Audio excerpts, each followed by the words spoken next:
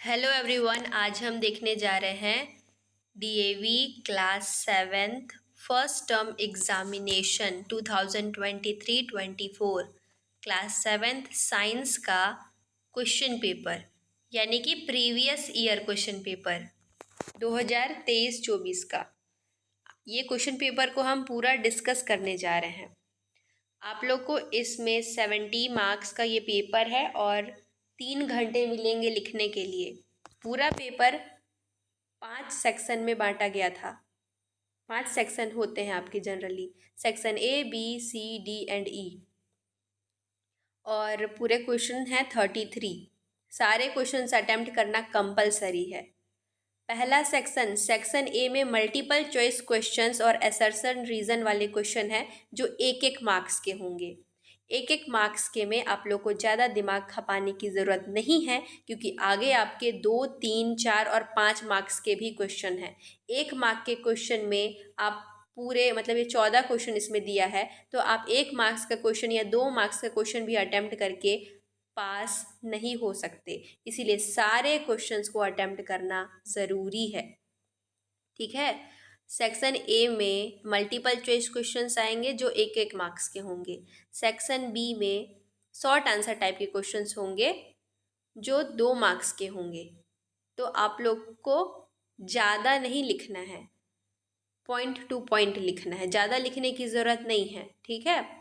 Section C में three marks के question होंगे। अगर 3 पॉइंट भी लिखते हैं आप तो आपको पूरा मार्क्स मिलेगा। सेक्शन डी में 5 मार्क्स के क्वेश्चंस होंगे। सेक्शन ई में कितने मार्क्स के क्वेश्चन है? 4 मार्क्स के क्वेश्चन, जो कि केस बेस्ड क्वेश्चंस हैं। इस बार आप लोग के chapter 4 acid base and salt से केस बेस्ड क्वेश्चंस आएंगे और एक यूनिट से आएंगे। तो क्वेश्चन पेपर डिस्कस करें। सेक्शन ए, कोई भी क्वेश्चन पेपर में क्या नहीं करेगा? क्वेश्चंस को नहीं उतारेगा। आपके पास बहुत से क्वेश्चन सॉल्व करने के लिए हैं, कोई क्वेश्चन नहीं लिखेगा क्वेश्चन पेपर में। आपको सिर्फ आंसर्स लिखने हैं। ठीक है, सिर्फ आंसर्स लिखने हैं।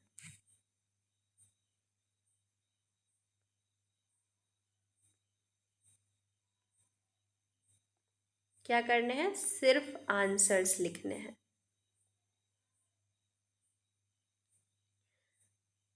पहला है, which type of heat transfer does not require a material medium. इसका आंसर क्या होगा? रेडिएशन। क्या होगा? रेडिएशन। ठीक है। कौन से टाइप का, which type of heat transfer, कौन, ये तो सारे में हीट ट्रांसफ़र होता है, तो कौन से में मटेरियल मीडियम की ज़रूरत नहीं पड़ती है? कौन से में मटेरियल मीडियम की ज़रूरत नहीं पड़ती है? कौन से में नहीं पड़ती है?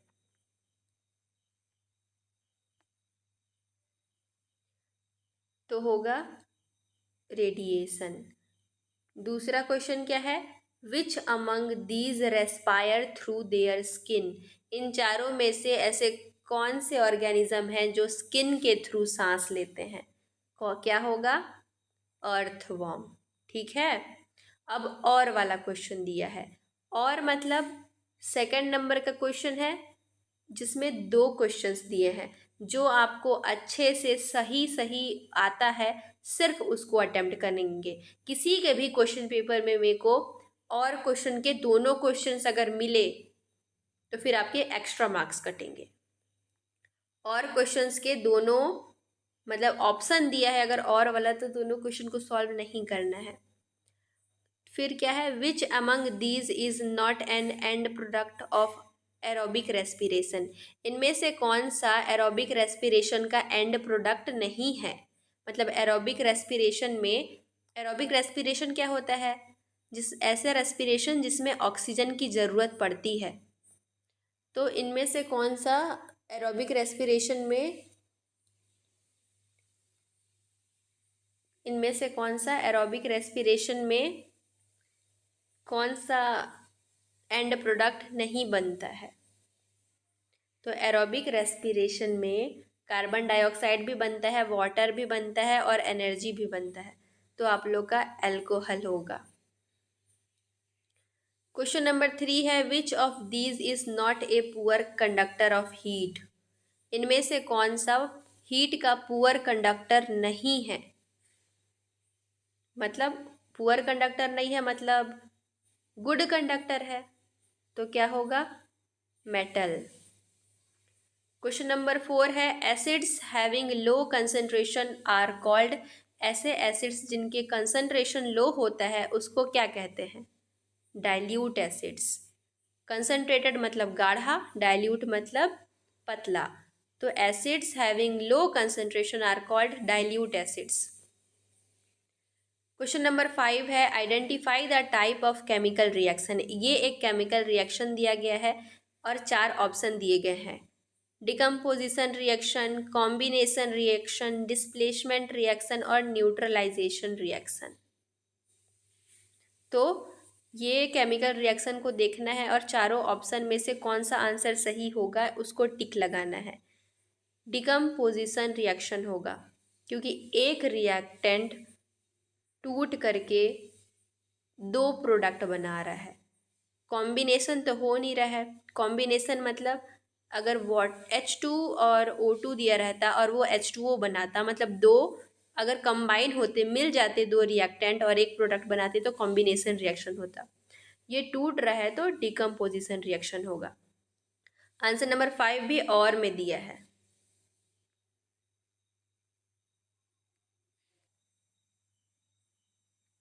अब नेक्स्ट क्वेश्चंस देखते हैं। What is the chemical name for common salt. Common salt का केमिकल नेम क्या होगा, तो कॉमन सॉल्ट का केमिकल नेम होगा सोडियम क्लोराइड। क्वेश्चन नंबर 6 है, which among these is having autotrophic mode of nutrition. इनमें से किसका ऑटोट्रॉपिक मोड। हेलो एवरीवन, आज हम देखने जा रहे हैं DAV class 7th first term examination 2023-24 class 7th science का क्वेश्चन पेपर, यानी कि प्रीवियस ईयर क्वेश्चन पेपर 2023-24 का। ये क्वेश्चन पेपर को हम पूरा डिस्कस करने जा रहे हैं। आप लोग को इसमें 70 मार्क्स का ये पेपर है और 3 घंटे मिलेंगे लिखने के लिए। पूरा पेपर 5 सेक्शन में बांटा गया था। 5 सेक्शन होते हैं आपके generally, section A, B, C, D and E। और पूरे क्वेश्चन हैं 33। सारे क्वेश्चन अटेम्प्ट करना कंपलसरी है। पहला सेक्शन ए में मल्टीपल चॉइस क्वेश्चंस और असर्शन रीजन वाले क्वेश्चन हैं जो 1-1 मार्क्स के होंगे। 1-1 मार्क्स के में आप लोग को ज़्यादा दिमाग खपाने की ज़रूरत नहीं है क्योंकि आगे आपके 2, 3, 4 और 5 मार्क्स के भी क्वेश्चन हैं। 1 मार्क के क्वेश्चन में आप पूरे, मतलब ये 14 क्वेश्चन इसमें दिया है, तो आप 1 मार्क्स का क्वेश्चन या 2 मार्क्स का क्वेश्चन भी अटेम्प्ट करके पास नहीं हो सकते। इसीलिए सारे क्वेश्चंस को अटेम्प्ट करना ज़रूरी है, ठीक है। सेक्शन ए में मल्टीपल चॉइस क्वेश्चंस आएंगे जो 1-1 मार्क्स के होंगे। सेक्शन बी में शॉर्ट आंसर टाइप के क्वेश्चंस होंगे जो 2 मार्क्स के होंगे। तो आप लोग को ज़्यादा नहीं लिखना है, पॉइंट टू पॉइंट लिखना है, ज़्यादा लिखने की ज़रूरत नहीं है, ठीक है। सेक्शन सी में 3 मार्क्स के क्वेश्चन होंगे। अगर 3 पॉइंट भी लिखते हैं आप तो आपको पूरा मार्क्स मिलेगा। सेक्शन डी में 5 मार्क्स के क्वेश्चन होंगे। सेक्शन ई में कितने मार्क्स के क्वेश्चन है, 4 मार्क्स के क्वेश्चन, जो कि केस बेस्ड क्वेश्चन हैं। इस बार आप लोग के chapter 4 acid base and salt से केस बेस्ड क्वेश्चन आएंगे और एक यूनिट से आएंगे। तो क्वेश्चन पेपर डिस्कस करें। सेक्शन ए, कोई भी क्वेश्चन पेपर में क्या नहीं करेगा, क्वेश्चंस को नहीं उतारेगा। आपके पास बहुत से क्वेश्चन सॉल्व करने के लिए हैं, कोई क्वेश्चन नहीं लिखेगा क्वेश्चन पेपर में, आपको सिर्फ आंसर्स लिखने हैं, ठीक है, सिर्फ आंसर्स लिखने हैं।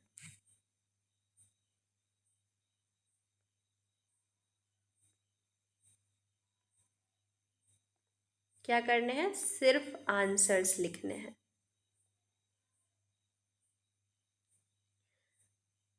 पहला है which type of heat transfer does not require a material medium.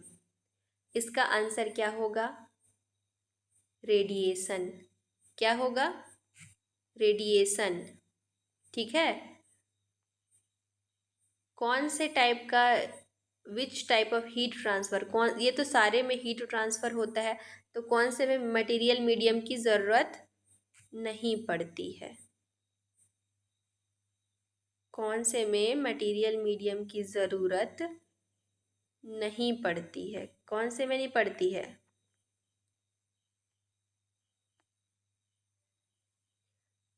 तो होगा रेडिएशन। दूसरा क्वेश्चन क्या है? Which among these respire through their skin. इन चारों में से ऐसे कौन से ऑर्गेनिज्म हैं जो स्किन के थ्रू सांस लेते हैं? क्या होगा? अर्थवॉर्म। ठीक है।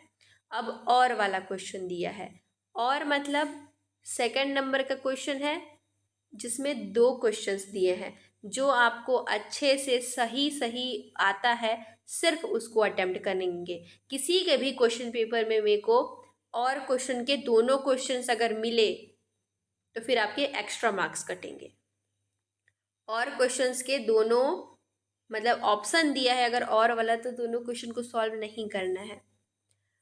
फिर क्या है? Which among these is not an and product of aerobic respiration. इनमें से कौन सा एरोबिक रेस्पिरेशन का एंड प्रोडक्ट नहीं है? मतलब एरोबिक रेस्पिरेशन में, एरोबिक रेस्पिरेशन क्या होता है? ऐसे रेस्पिरेशन जिसमें ऑक्सीजन की ज़रूरत पड़ती है। तो इनमें से कौन सा एरोबिक रेस्पिरेशन में, इनमें से कौन सा एरोबिक रेस्पिरेशन में कौन सा एंड प्रोडक्ट नहीं बनता है?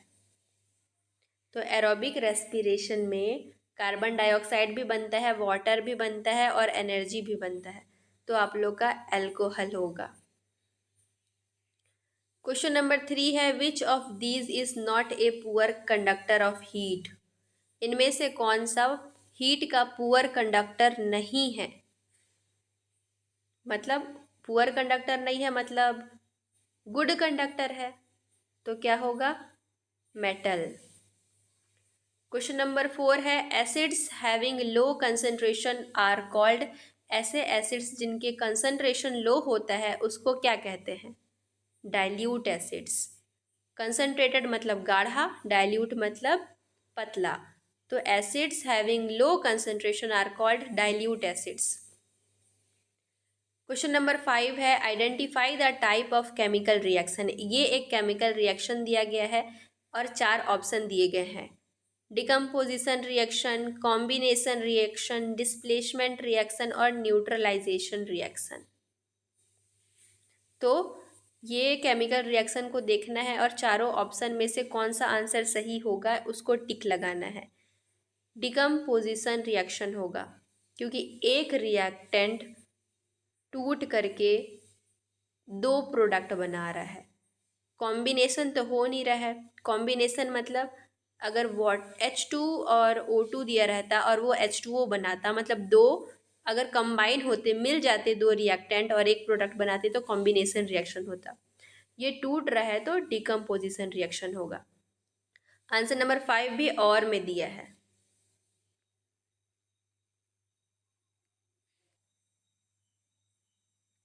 अब नेक्स्ट क्वेश्चंस देखते हैं। What is the chemical name for common salt. Common salt का केमिकल नेम क्या होगा? तो कॉमन सॉल्ट का केमिकल नेम होगा सोडियम क्लोराइड। क्वेश्चन नंबर 6 है which among these is having autotrophic mode of nutrition. इनमें से किसका ऑटोट्रॉपिक मोड। हेलो एवरीवन, आज हम देखने जा रहे हैं DAV class 7th first term examination 2023-24 class 7th science का क्वेश्चन पेपर, यानी कि प्रीवियस ईयर क्वेश्चन पेपर 2023-24 का। ये क्वेश्चन पेपर को हम पूरा डिस्कस करने जा रहे हैं। आप लोग को इसमें 70 मार्क्स का ये पेपर है और 3 घंटे मिलेंगे लिखने के लिए। पूरा पेपर 5 सेक्शन में बांटा गया था। 5 सेक्शन होते हैं आपके generally, section A, B, C, D and E। और पूरे क्वेश्चन हैं 33। सारे क्वेश्चंस अटेम्प्ट करना कंपलसरी है। पहला सेक्शन ए में मल्टीपल चॉइस क्वेश्चंस और असर्शन रीजन वाले क्वेश्चन हैं जो एक एक मार्क्स के होंगे। एक एक मार्क्स के में आप लोग को ज़्यादा दिमाग खपाने की ज़रूरत नहीं है, क्योंकि आगे आपके 2, 3, 4 और 5 मार्क्स के भी क्वेश्चन हैं। 1 मार्क के क्वेश्चन में आप पूरे मतलब ये 14 क्वेश्चन इसमें दिया है, तो आप 1 मार्क्स का क्वेश्चन या 2 मार्क्स का क्वेश्चन भी अटेम्प्ट करके पास नहीं हो सकते। इसीलिए सारे क्वेश्चंस को अटेम्प्ट करना ज़रूरी है। ठीक है। सेक्शन ए में मल्टीपल चॉइस क्वेश्चंस आएंगे जो एक एक मार्क्स के होंगे। सेक्शन बी में शॉर्ट आंसर टाइप के क्वेश्चंस होंगे जो 2 मार्क्स के होंगे। तो आप लोग को ज़्यादा नहीं लिखना है, पॉइंट टू पॉइंट लिखना है, ज़्यादा लिखने की ज़रूरत नहीं है। ठीक है। सेक्शन सी में 3 मार्क्स के क्वेश्चन होंगे। अगर 3 पॉइंट भी लिखते हैं आप तो आपको पूरा मार्क्स मिलेगा। सेक्शन डी में 5 मार्क्स के क्वेश्चंस होंगे। सेक्शन ई में कितने मार्क्स के क्वेश्चन है? 4 मार्क्स के क्वेश्चन, जो कि केस बेस्ड क्वेश्चंस हैं। इस बार आप लोग के chapter 4 acid base and salt से केस बेस्ड क्वेश्चंस आएंगे और एक यूनिट से आएंगे। तो क्वेश्चन पेपर डिस्कस करें। सेक्शन ए, कोई भी क्वेश्चन पेपर में क्या नहीं करेगा? क्वेश्चंस को नहीं उतारेगा। आपके पास बहुत से क्वेश्चन सॉल्व करने के लिए हैं, कोई क्वेश्चन नहीं लिखेगा क्वेश्चन पेपर में, आपको सिर्फ आंसर्स लिखने हैं। ठीक है, सिर्फ आंसर्स लिखने हैं।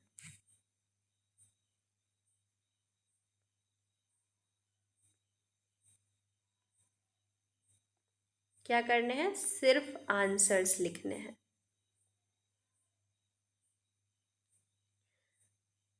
पहला है, which type of heat transfer does not require a material medium. इसका आंसर क्या होगा? रेडिएशन। क्या होगा? रेडिएशन। ठीक है। कौन से टाइप का, which type of heat transfer, कौन, ये तो सारे में हीट ट्रांसफ़र होता है, तो कौन से में मटेरियल मीडियम की ज़रूरत नहीं पड़ती है?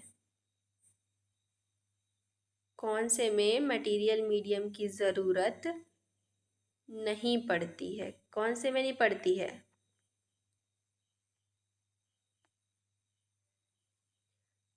तो होगा रेडिएशन। दूसरा क्वेश्चन क्या है? Which among these respire through their skin.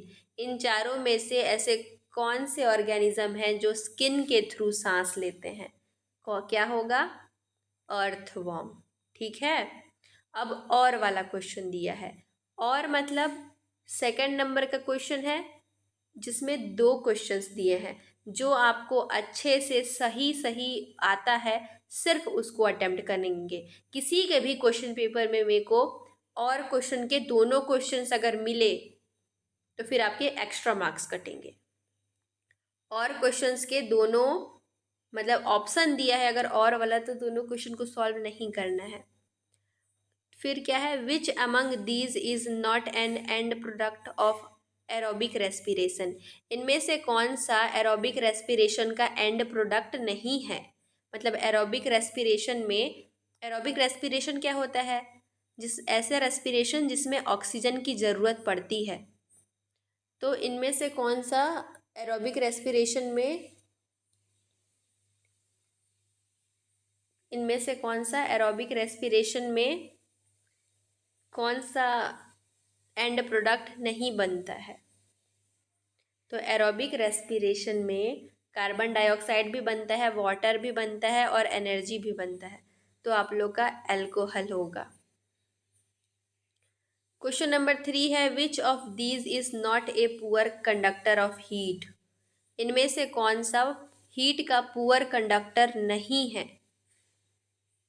मतलब पुअर कंडक्टर नहीं है, मतलब गुड कंडक्टर है, तो क्या होगा? मेटल।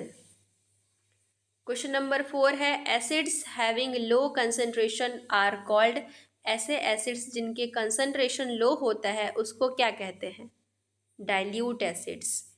कंसंट्रेटेड मतलब गाढ़ा, डाइल्यूट मतलब पतला। तो acids having low concentration are called dilute acids. Question number 5 है identify the type of chemical reaction. ये एक केमिकल रिएक्शन दिया गया है और 4 ऑप्शन दिए गए हैं। Decomposition reaction, combination reaction, displacement reaction और न्यूट्रलाइजेशन रिएक्शन। तो ये केमिकल रिएक्शन को देखना है और चारों ऑप्शन में से कौन सा आंसर सही होगा उसको टिक लगाना है।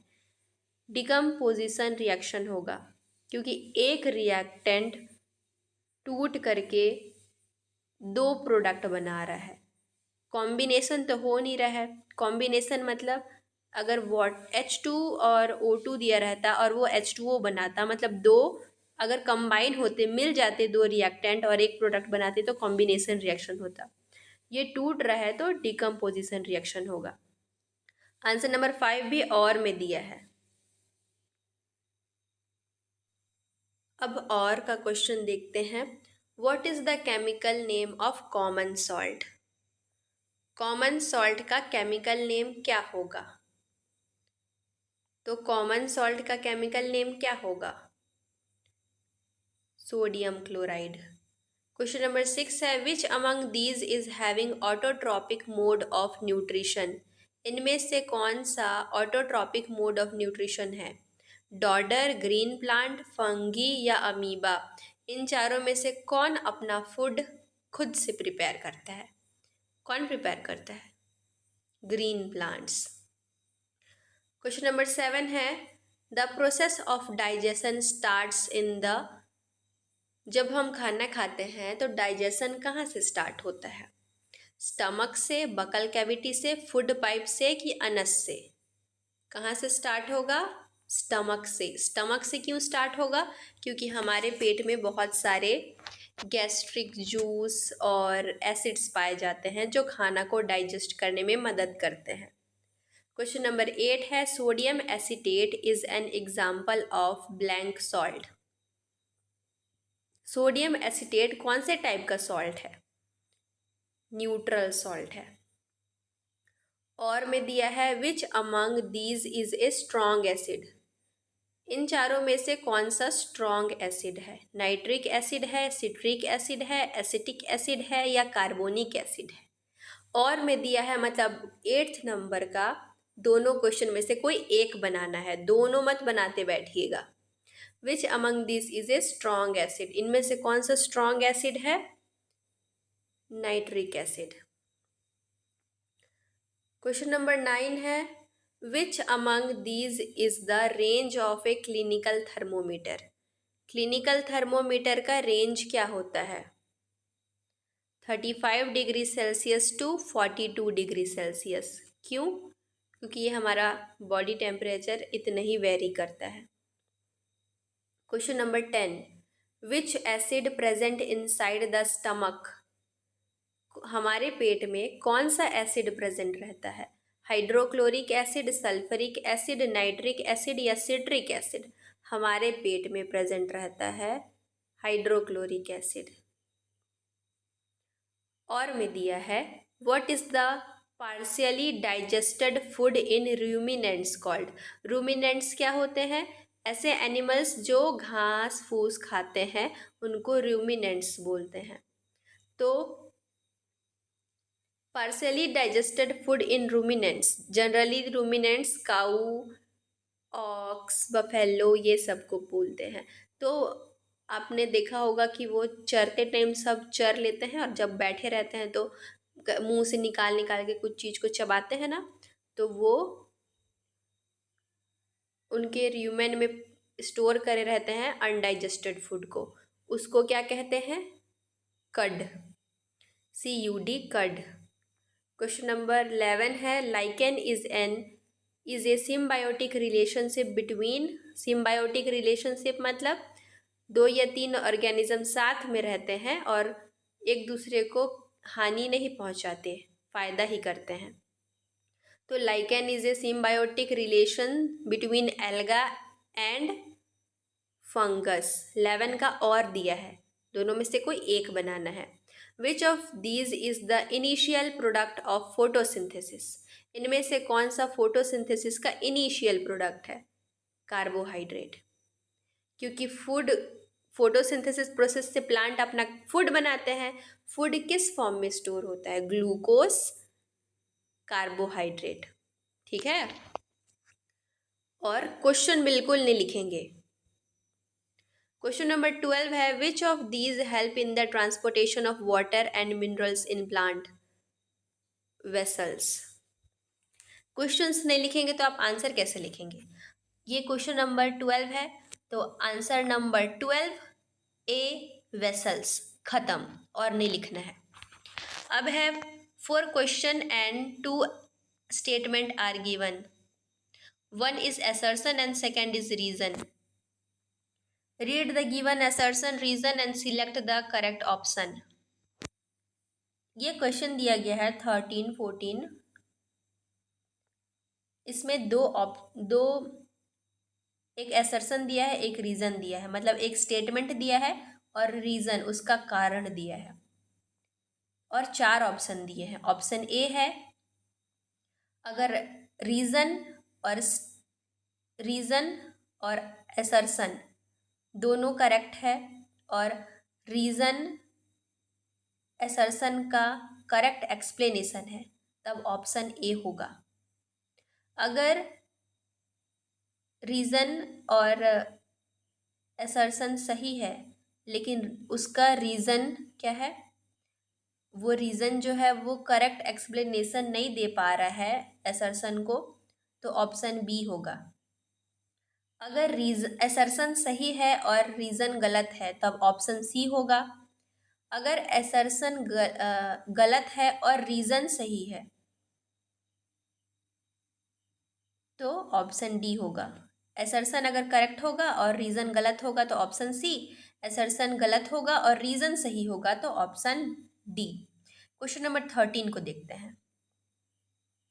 assertion दिया है the motion of A car on a straight road is a uniform motion. एक स्ट्रेट रोड में जो कार का मोशन है वो यूनिफॉर्म मोशन हो सकता है क्या? नहीं हो सकता, नॉन यूनिफॉर्म मोशन होगा, हमेशा यूनिफॉर्म नहीं होता है। फिर दूसरा रीजन दिया है in a uniform motion body covers equal distance in equal interval of time. हाँ, रीजन बिल्कुल सही है लेकिन assertion नहीं है। तो 13 नंबर के लिए क्या आंसर होगा? रीजन इज करेक्ट लेकिन assertion is wrong, option number D. ठीक है, क्वेश्चन नंबर 13 के लिए ऑप्शन डी होगा। तो इसका आंसर आप कैसे लिखेंगे? Answer number 13 option D, A is wrong but R is right. ठीक है, अब क्वेश्चन नंबर 14 है assertion amoeba respire through simple process of diffusion and reason है amoeba is a multi cellular organism. Amoeba simple process diffusion से respiration करता है, assertion सही है। Amoeba is a multi cellular organism, बिल्कुल नहीं, रीजन गलत है क्योंकि अमीबा है यूनिसेलुलर ऑर्गेनिज्म। तो कौन सा आंसर होगा? assertion सही है और रीजन गलत है। assertion is correct and reason is right, option C. Question number 14 के लिए ऑप्शन सी होगा। आंसर कैसे लिखेंगे? Answer 14 option C, A is correct, R is wrong. Okay, उसके बाद और का क्वेश्चन देखते हैं। उसके बाद है और का क्वेश्चन। assertion है plant also have cellular respiration. Plants में सेल्यूलर रेस्पिरेशन भी होता है। The net result of cellular respiration is oxygen and water. इसमें एसर्शन सही है, लेकिन रीज़न उसका करेक्ट एक्सप्लेनेशन नहीं दे रहा है। तो आंसर नंबर 14 का और का आंसर होगा बी, बोथ। बी नहीं होगा, इसका आंसर होगा सी। एसर्शन करेक्ट है लेकिन रीज़न गलत है। ठीक है, अब देखते हैं सेक्शन बी। सेक्शन बी में आपका 2-2 मार्क्स के क्वेश्चन आएंगे। सिंपल सिंपल सिर्फ 2 लाइन या 3 लाइन लिखना है ज़्यादा से ज़्यादा। पहला क्वेश्चन है, what happens when soap is rubbed on the turmeric stain in your handkerchief, why it happens so. क्या होता है, क्या होगा?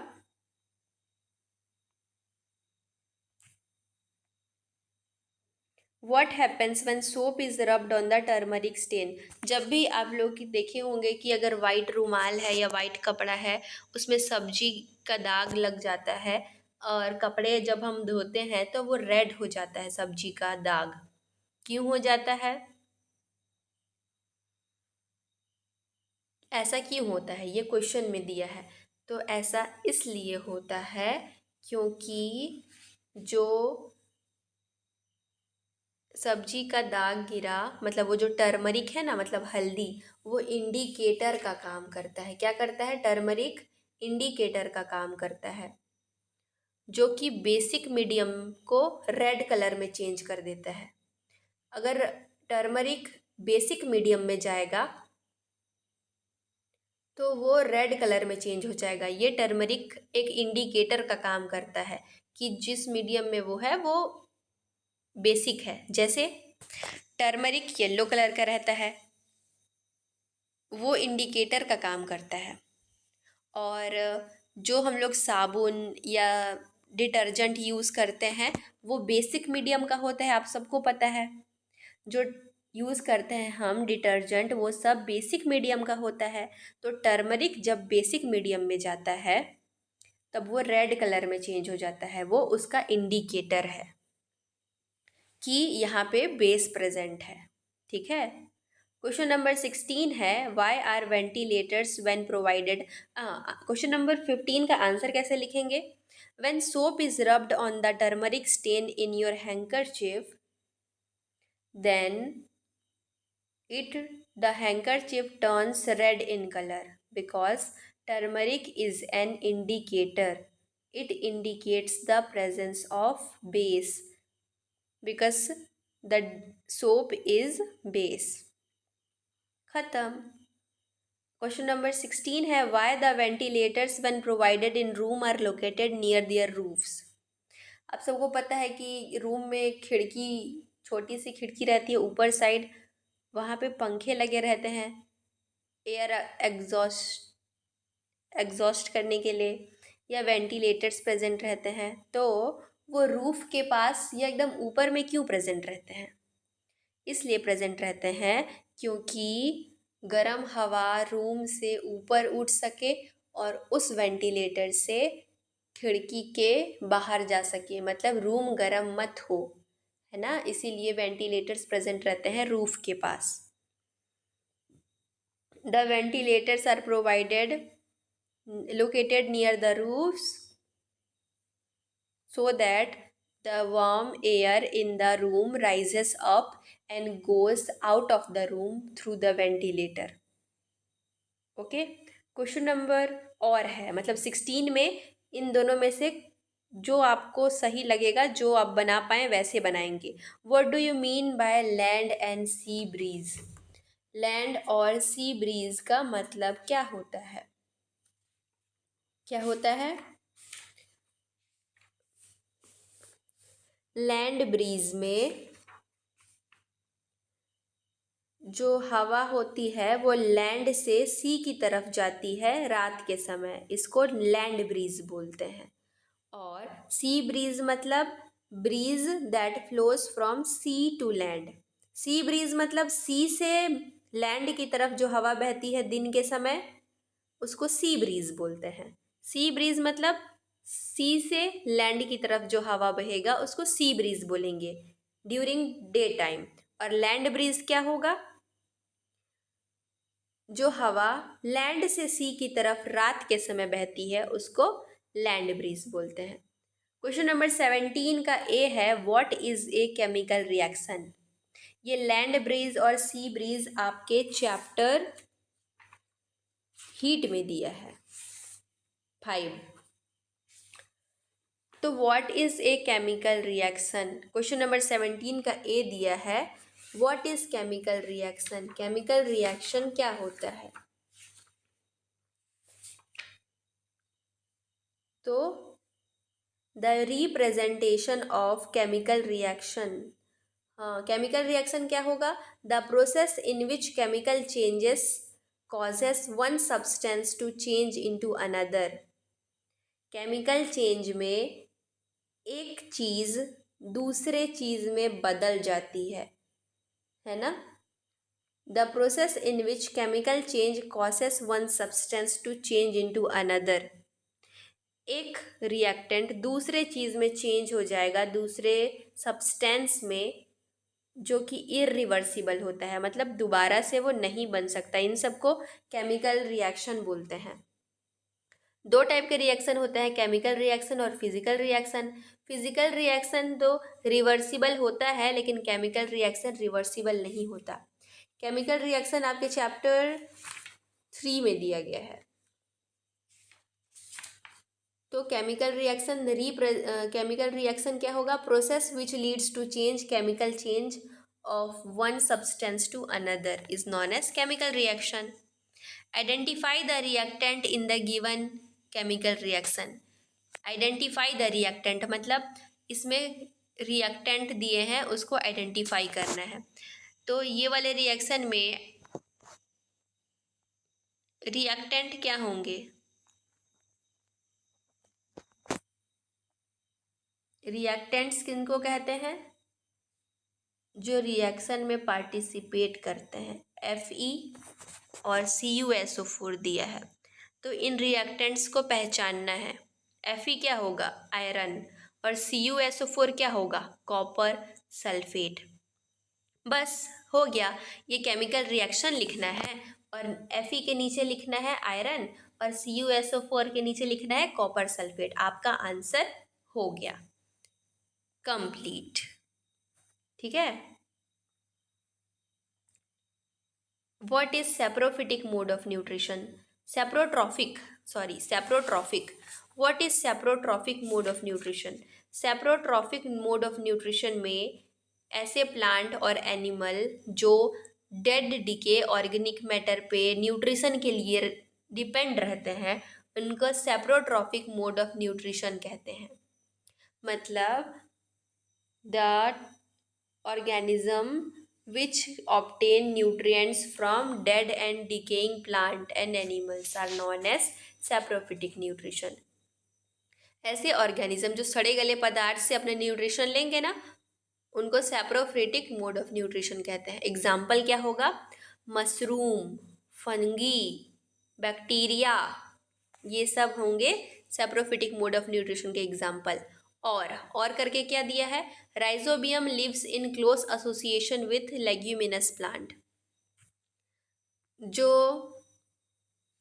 राइजोबियम है, राइजोबियम कहाँ रहता है? राइजोबियम बैक्टीरिया लेग्यूमिनस प्लांट मतलब दाल वाले पौधों की जड़ों में रहते हैं, जो कि जड़ जो रहते हैं वो राइजोबियम के लिए क्या करते हैं? घर दे देते हैं रहने के लिए। उसके बदले राइजोबियम बैक्टीरिया क्या करता है?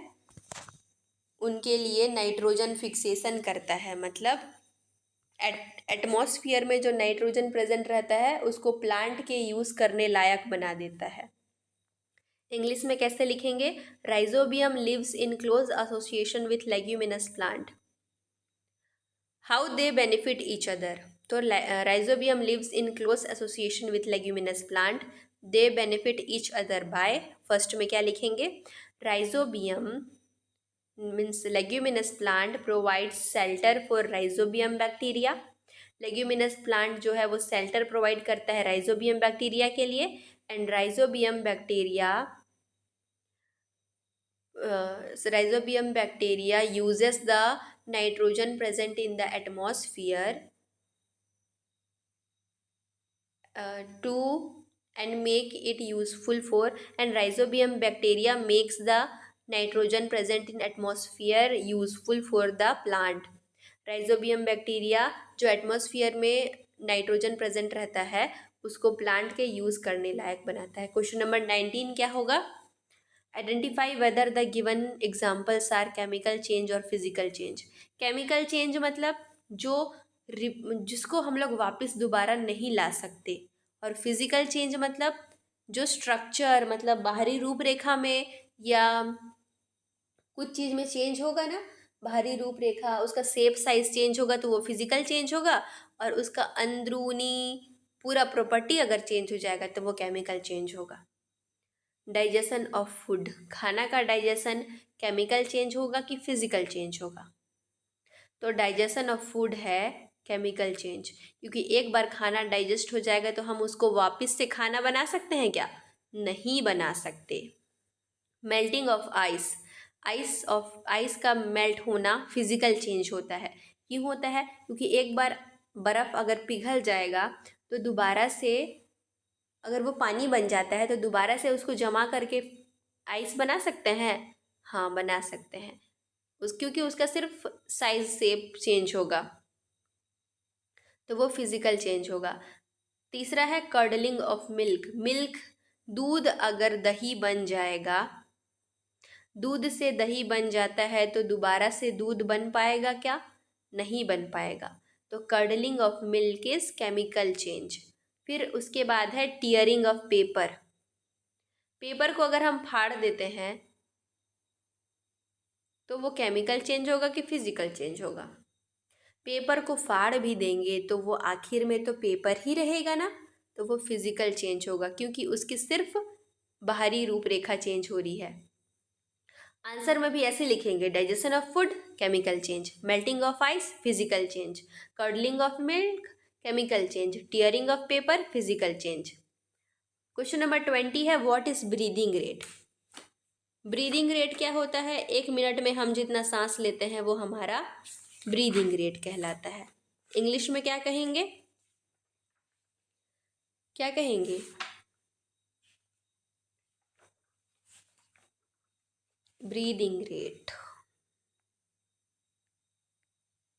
इंग्लिश में कहेंगे number of time a person breathes per minute is known as breathing rate. 1 minute में एक आदमी जितना बार सांस लेता है वो उसका ब्रीदिंग रेट होता है। एक लाइन में ख़त्म। Number of time a person breathes per minute is known as breathing rate. That's all. Why do we need to breathe out carbon dioxide? हम लोग को कार्बन डाइऑक्साइड को बाहर मतलब सांस लेते हैं तो कार्बन डाइऑक्साइड को हम रिलीज़ क्यों करते हैं? क्योंकि वो तो हम लोग का रेस्पिरेशन प्रोसेस है ना, हम ऑक्सीजन को इनहेल करते हैं और कार्बन डाइऑक्साइड को एक्सहेल करते हैं। क्वेश्चन नंबर 21 है व्हाट आर अल्कालीज। तो अल्कालीज क्या होते हैं? Water soluble base are known as alkalis. क्या होगा? जो बेस वाटर में पानी में घुल जाते हैं उनको अल्कली कहते हैं। Water soluble base are known as alkali. For example sodium hydroxide, aluminium hydroxide, ये सब अल्कली होता है।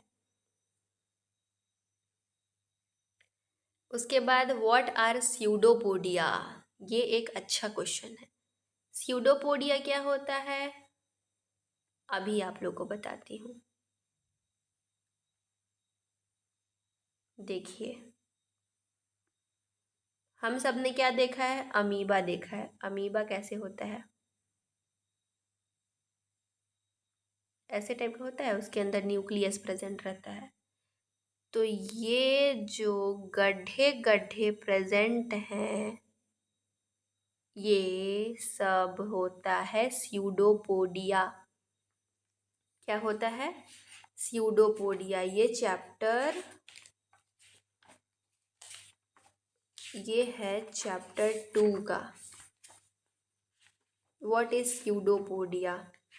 तो अमीबा में अमीबा के स्ट्रक्चर में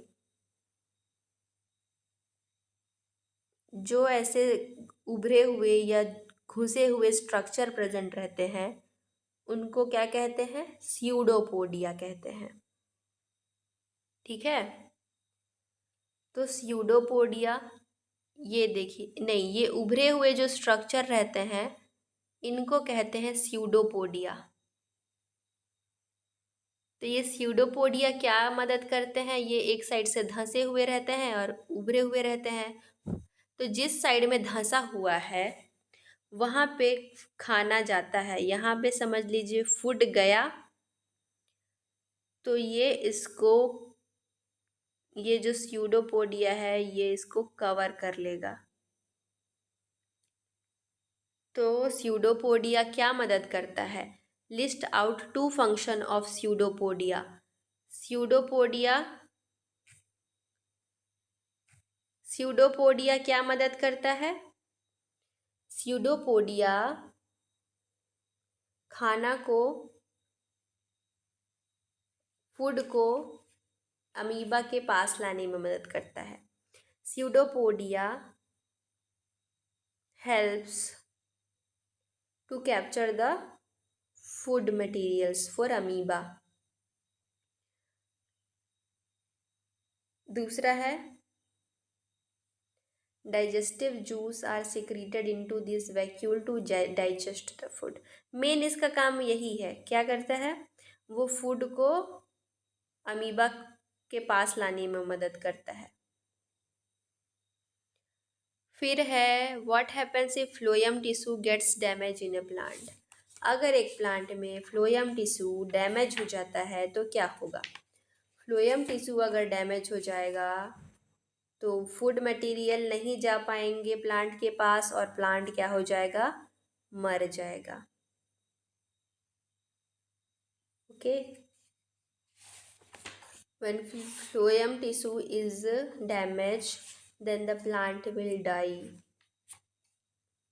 Next question is photosynthesis is a unique process, justify the statement.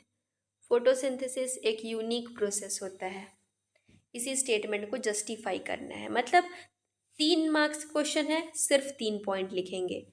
Photosynthesis एक यूनिक प्रोसेस है। क्यों है यूनिक प्रोसेस? क्योंकि फोटोसिंथेसिस प्रोसेस में जो प्लांट्स हैं वो अपना फूड प्रिपेयर करते हैं सनलाइट, वाटर, सनलाइट के प्रेजेंस में वाटर और कार्बन डाइऑक्साइड से। और क्या फूड बनाते हैं? ग्लूकोज बनाते हैं। Okay, draw a well label diagram to depict the transpiration in a plant. देखिए 3 मार्क्स का क्वेश्चन आया है कि ट्रांसपिरेशन इन ए प्लांट को दिखाते हुए सिर्फ डायग्राम बनाना है ना। तो ये आप लोग का रेस्पिरेशन, ट्रांसपिरेशन कौन से चैप्टर में था? चैप्टर है 7, चैप्टर 7 में ट्रांसपिरेशन, नहीं चैप्टर 7 में तो रेस्पिरेशन दिया है।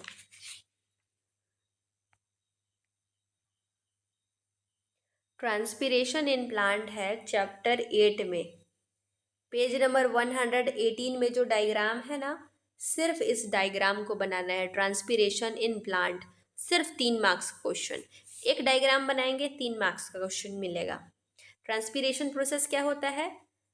प्लांट में जो वाटर प्रेजेंट रहते हैं वो लीफ में जो छेद होते हैं ना, स्टोमेटा, लीव्स के सरफेस में छोटे छोटे पोर्स होते हैं जिनको स्टोमेटा कहते हैं। उन पोर्स से जो एक्स्ट्रा वाटर रहता है वो पानी, वाटर वेपर मतलब भाप बन के उड़ जाता है। इसी प्रोसेस को ट्रांसपिरेशन कहते हैं। तो इसका सिर्फ डायग्राम बनाना है। Next is differentiate between absorption and assimilation of food. 1 point, एक पॉइंट लिखेंगे तो भी मिलेगा आंसर, नंबर। अब्जॉर्प्शन क्या होता है? ये एसिमिलेशन मतलब ये डाइजेशन प्रोसेस में है। तो अब्जॉर्प्शन क्या होगा? हम लोग के स्मॉल इंटेस्टाइन में जो फूड हम लेते हैं वो अब्जॉर्ब हो जाता है, इसी प्रोसेस को अब्जॉर्प्शन कहते हैं। एसिमिलेशन क्या होगा? जो फूड जितना भी हम लोग को ज़रूरत था वो स्मॉल इंटेस्टाइन में अब्जॉर्ब हुआ। अब हमारा बॉडी उसको कैसे यूज़ करता है, ये एसिमिलेशन होता है। क्वेश्चन नंबर 26 का B, name the finger like projection seen in the inner wall of the small intestine. Small intestine के इनर वॉल में कौन सा फिंगर लाइक प्रोजेक्शन प्रेजेंट रहता है, तो उसको विलाई बोलते हैं, VILLI, villi. Question number 27, name any 3 component of blood. ये वाला क्वेश्चन भी आपको मैं लिखवाई हूँ। What are the 3 components of blood, also write their function. Blood के 3 कंपोनेंट क्या हैं? RBC, यही देखा था।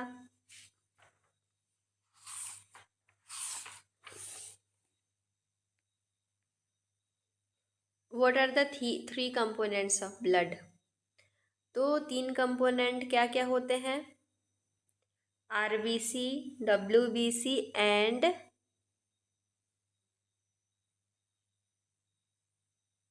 WBC and blood platelets. Generally 2 component होता है, RBC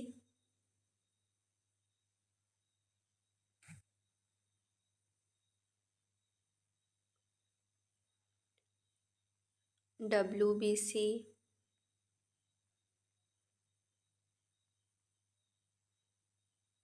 प्लेटलेट्स और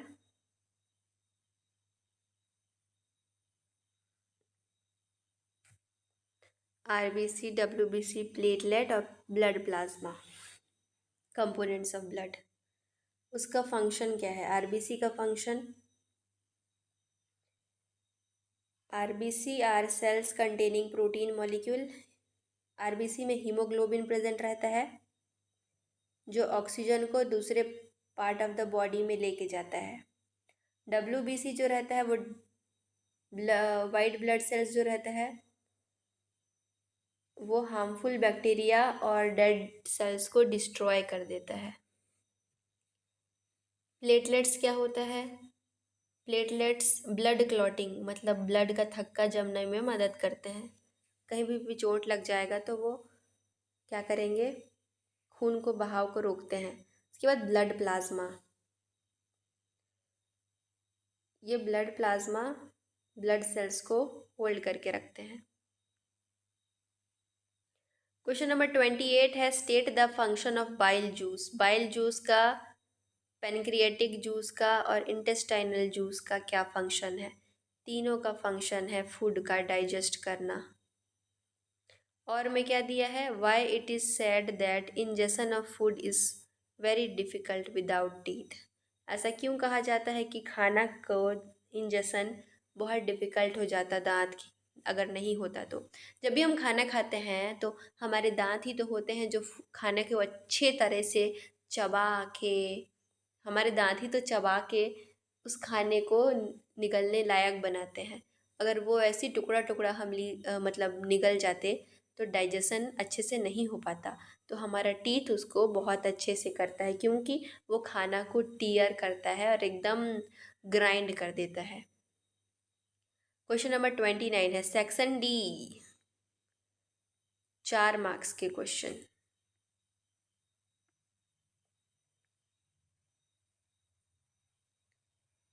identify the types of heat transfer seen in both the cases.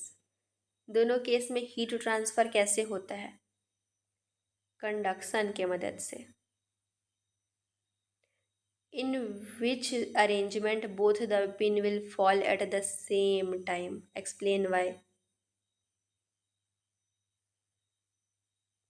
PNQ दो क्या है,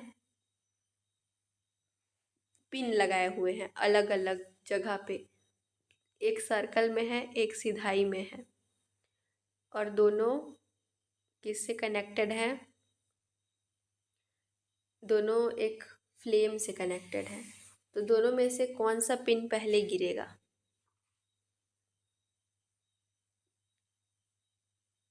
ए वाला पिन ज़्यादा पहले PQ हाँ, पी क्यू जो जो पिन एक दूसरे के पास होगा, मतलब बी वाला, वो पहले गिरेगा। What is the direction of heat flow in arrangement B? B में हीट फ्लो कैसे होगा? राइट से लेफ्ट होगा, क्यू से पी की तरफ। व्हाट इज, फिर क्वेश्चन नंबर 30 है, what is neutralisation reaction? Neutralisation reaction क्या होता है? जब एक एसिड और बेस के बीच में रिएक्शन होता है तो सॉल्ट वाटर बनता है, इसी को न्यूट्रलाइजेशन रिएक्शन कहते हैं। Write down the chemical equation for two neutralisation reaction. दो न्यूट्रलाइजेशन रिएक्शन के केमिकल क्या लिखने हैं? केमिकल रिएक्शन लिखने हैं। तो न्यूट्रलाइजेशन रिएक्शन के दो क्या होंगे? सोडियम हाइड्रोक्साइड और हाइड्रोक्लोरिक एसिड। NaOH और HCl को जब हम रिएक्ट कराएंगे तो NaCl बनेगा और water.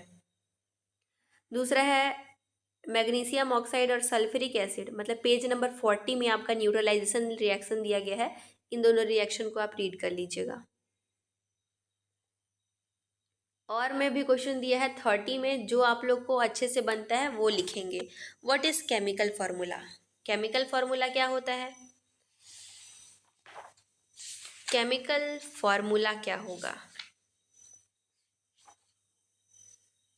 Chemical formula of a substance is based on the composition of that substance. Chemical formula क्या होगा कि किन किन चीज़ों से मिलके वो केमिकल बना है, वही उसका केमिकल फॉर्मूला होगा। जैसे H2O, जैसे H2O, वाटर। H2O मतलब हाइड्रोजन और ऑक्सीजन से मिलके बना है, वो उसका केमिकल फॉर्मूला है। विच आर द स्टेप्स और procedure followed while writing a chemical formula? Right a chemical formula for calcium phosphate following all the steps. Chemical formula को लिखने का क्या क्या स्टेप होता है? पहले सिंबल लिखते हैं और कितने एटम और मॉलिक्यूल उसमें लगे वो लिखते हैं। तो अगर हम लोग केमिकल फॉर्मूला लिखते हैं, एक मिनट आपको मैं लिख के दिखाती हूँ।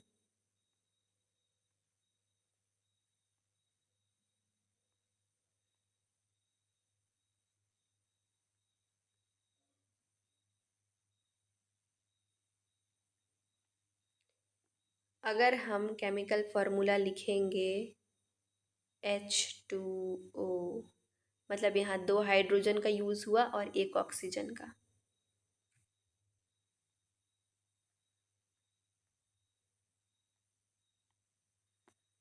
अगर हम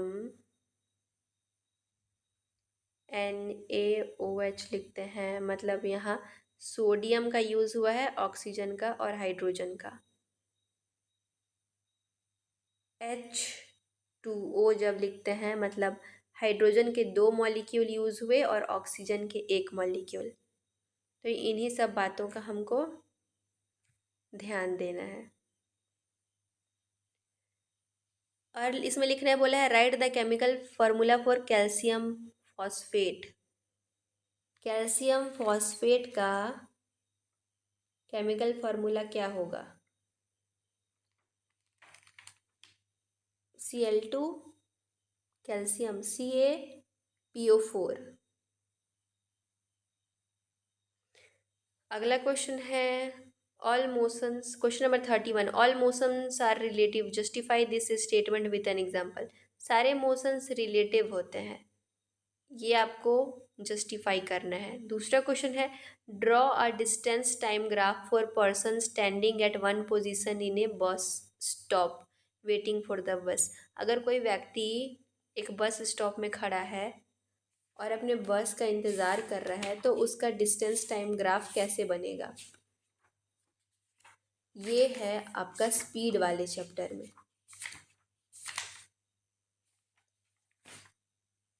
है ना। फिर नेक्स्ट है और में क्वेश्चन दिया है define the term average speed. Average speed क्या होता है? एवरेज स्पीड क्या होता है? अगर कोई total distance covered upon total time taken होता है average speed. Shyam has taken 15 minute from his house to reach the school at. Shyam जो है 15 मिनट लेता है अपने घर से स्कूल पहुंचने में। अगर उसका स्पीड है 2 मीटर पर second, calculate the distance between his house and the school. इस क्वेश्चन में टाइम दिया है 15 मिनट। 15 मिनट को हम चेंज करेंगे सेकेंड में, क्योंकि यहाँ पे हमारा बाइसिकल का स्पीड दिया है मीटर पर सेकेंड में। फिर उसके बाद जब डिस्टेंस इज इक्वल टू, मतलब speed is equal to distance upon time के फॉर्मूला में पुट करेंगे, तब ये सॉल्व हो जाएगा। सेक्शन ई में दिया है केस बेस्ड क्वेश्चंस, मतलब पैसेज टाइप का लिखा होगा और क्वेश्चन दिया होगा, आपको उसको सॉल्व करना है। तो चलिए सॉल्व करते हैं। क्वेश्चन नंबर 32 का है 4 marks. Nikhil was playing his with his friends in the garden, suddenly he was stung by a honey bee which caused immense pain and irritation. Nikhil अपने दोस्तों के साथ गार्डन में खेल रहा था, अचानक से उसको एक मधुमक्खी ने काट दिया। उसको बहुत ज़्यादा दर्द हुआ। उसकी फ्रेंड्स ने उसकी मम्मी को बुलाया। His friends called her mother. उसकी मम्मी ने क्या किया, उसके जहाँ पे वो बी काटा था मधुमक्खी, वहाँ पे बेकिंग सोडा डाल दिया और उसके बाद उसको डॉक्टर के पास ले गई। फिर इसमें बोला है कि 4 क्वेश्चन दिए हैं, मतलब बहुत से क्वेश्चन दिए हैं, 5 क्वेश्चन दिए हैं, उसमें से 4 क्वेश्चन का आंसर आपको देना है, कोई सा भी 4 जो आपको पसंद है। पहला नंबर है name the acid found in bee sting. मधुमक्खी का डंक में कौन से टाइप का एसिड प्रेजेंट रहता है? Formic acid. बस नाम लिख देंगे तो बन जाएगा। क्वेश्चन नंबर 2 है why did Nikhil's mother apply baking soda on the affected area. Baking soda को अफेक्टेड एरिया में क्यों डाल दी उसकी मम्मी? क्योंकि जो मधुमक्खी काटा वो एसिड, उसके बॉडी में वहाँ पे एसिड छोड़ दिया, फॉर्मिक एसिड। और बेकिंग सोडा बेस होता है, तो एसिड और बेस का जब क्या होगा, एसिड और बेस जब मिलेंगे तो वो न्यूट्रल हो जाएगा और उसको कम दर्द होगा, उसका जो दर्द होगा वो थोड़ी देर में चला जाएगा, इसीलिए उसकी मम्मी ने वहाँ बेकिंग सोडा का यूज़ किया। What are naturally occurring acids called. Naturally occurring acids को क्या कहते हैं, मतलब जो प्रकृति में पाए जाते हैं नेचर में, उसको, उस एसिड को क्या कहते हैं? तो उनको ऑर्गेनिक एसिड्स कहते हैं। ये जो नेचुरली ऑकरिंग एसिड्स या ऑर्गेनिक एसिड्स होते हैं ना, वो किस में प्रेजेंट रहते हैं पता है? वो प्रेजेंट रहते हैं फ्रूट्स में। फ्रूट्स में भी प्रेजेंट रहते हैं, ये एनिमल्स में भी प्रेजेंट रहते हैं, मतलब प्लांट्स में और एनिमल्स में दोनों में प्रेजेंट रहते हैं। तो एक तो है ये बी स्टिंग फॉर्मिक एसिड वाला, और फल में जो प्रेजेंट रहता है जैसे सिट्रिक एसिड प्रेजेंट रहता है लेमन में, ऑरेंज में। What are mineral acids. Mineral acids क्या होते हैं? जो हमारे लैंड में, मतलब सॉइल में जो खनिज पदार्थ प्रेजेंट रहते हैं, उनके मदद से जो एसिड मतलब जो एसिड बनाया जाता है, उन सबको मिनरल एसिड्स कहते हैं। उन सबको क्या कहते हैं? मिनरल एसिड्स, जैसे कि hydrochloric acid, sulphuric acid, nitric acid, phosphoric acid. E number का है name another substance or solution to get relief from the bee sting. दूसरा क्या सॉल्यूशन हो सकता है? मधुमक्खी जब काटता है तब हम क्या करते हैं? एक तो जनरली हम ऐसा करते हैं कि जो हमारे जो हेयर्स होते हैं उनमें हम घिसते हैं ताकि मधुमक्खी का जो कांटा है वह निकल जाए, और बहुत सारी दवाइयों का भी इस्तेमाल कर सकते हैं। अब है question number 33। Neel participated in a race, 100-meter race competition held at his school on sports day. He won the race. Then he reached back home. There was mixed feeling of joy and pain. He had muscle cramps in his leg. After a massage, he was relieved by the pain. नील नाम का लड़का एक race में participate करता है sports day में। वो जीत जाता है क्योंकि वो बहुत तेज़ दौड़ा था। जब घर आता है तब उसको खुशी भी होता है और दर्द भी हो रहा होता है उसके पैरों में, क्योंकि उसके पैर जो रहते हैं वो, उनमें मसल क्रैम्प्स आ जाते हैं। और थोड़े से मसाज के बाद उसको आराम मिलता है।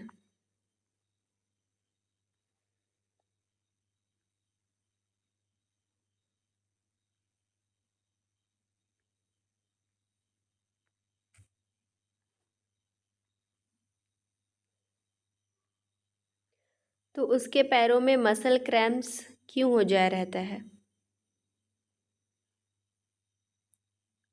मसल क्रैम्प्स इसलिए होता है क्योंकि जब हम दौड़ते हैं तो हमें ज़्यादा किसकी ज़रूरत पड़ती है? ऑक्सीजन की ज़रूरत पड़ती है। तो हमारा बॉडी मतलब हमारे बॉडी को जल्दी जल्दी ऑक्सीजन नहीं मिल पाता, एरोबिक रेस्पिरेशन जिससे जल्दी नहीं हो पाता है, इसलिए जो मसल्स रहते हैं वो एनारोबिक रेस्पिरेशन करते हैं। और मसल्स में जब एनारोबिक रेस्पिरेशन होता है तब क्या होता है? जो मसल्स में एनारोबिक रेस्पिरेशन होगा तो लैक्टिक एसिड बनता है, और लैक्टिक एसिड के बनने की वजह से ही मसल क्रैम्प्स आ जाते हैं। ओके, ये लास्ट के कुछ क्वेश्चंस मुझे नहीं मिल रहे हैं, तो this was all about the question paper discussion. Last तक देखने के लिए थैंक यू सो मच।